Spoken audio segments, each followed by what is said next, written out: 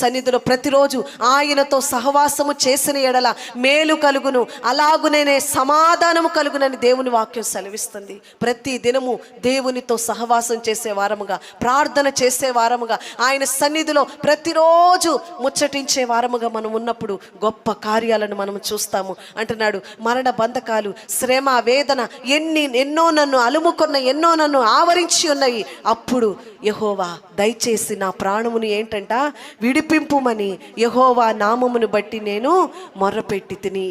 ఏ బంధకాలంటే అండి? మరణ బంధకాలు, పాతాళపు బంధకాలు, శ్రమ, దుఃఖము, వేదన అన్నీ కలిగినప్పుడు భక్తుడైన దావీదు మోకరించి, దయచేసి ప్రభా నా ప్రాణమును విమోచించయ్యా, నన్ను కనికరించయ్యా, నాకు సహాయము చేయి నాయనా అని దేవుని పాదాలు పట్టుకున్నాడు. హల్లెలూయా. శ్రమ రాగానే దేవుని పాదాలు పట్టుకునే అనుభవం నీకు ఉండాలి. శ్రమ రాగానే ఆయన సన్నిధిలో ప్రణమిల్లే అనుభవం నీకు ఉండాలి. అంతే